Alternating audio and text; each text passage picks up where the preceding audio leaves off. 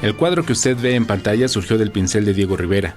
Se trata del monumental retrato que el pintor mexicano realizó de Adolfo Best Mugart, un reflejo de los experimentos que por entonces realizaba el pintor, con el abandono del cubismo y de las formas geométricas en favor de un estilo más colorista, luminoso y abstracto.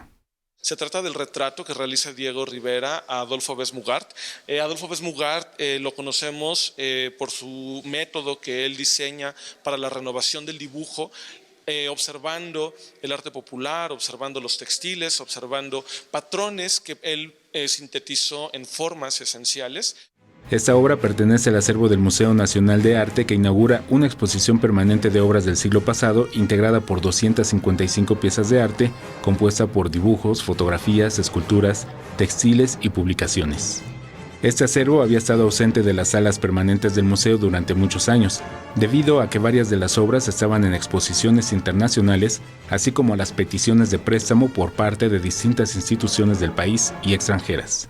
Es un acervo muy rico, son alrededor de 2.500 piezas de arte del siglo XX lo que se resguarda aquí en el museo. Entonces esto nos permitirá también que con el tiempo podamos hacer rotaciones y que el público pueda conocer la riqueza del acervo del Museo Nacional de Arte. A través de una ardua revisión y el trabajo de los curadores, se consiguió la revisión total del acervo, que concluyó en una propuesta que resalta los momentos históricos y artísticos, los movimientos vanguardistas, las nuevas poéticas y las aportaciones estéticas y sociales entre 1900 y 1970. Y finalmente tenemos frente a nosotros una exposición que aborda el transitar del arte mexicano desde los albores del siglo XX hasta ya bien entrada la segunda mitad.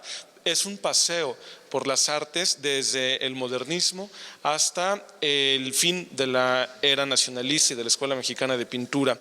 Esta exposición reúne obras de pintores ejemplares como Saturnino Ran, Félix Parra, Francisco Goitia, Rosario Cabrera, Lola Cueto, Rufino Tamayo, José Clemente Orozco, Diego Rivera y David Alfaro Siqueiros, entre otros.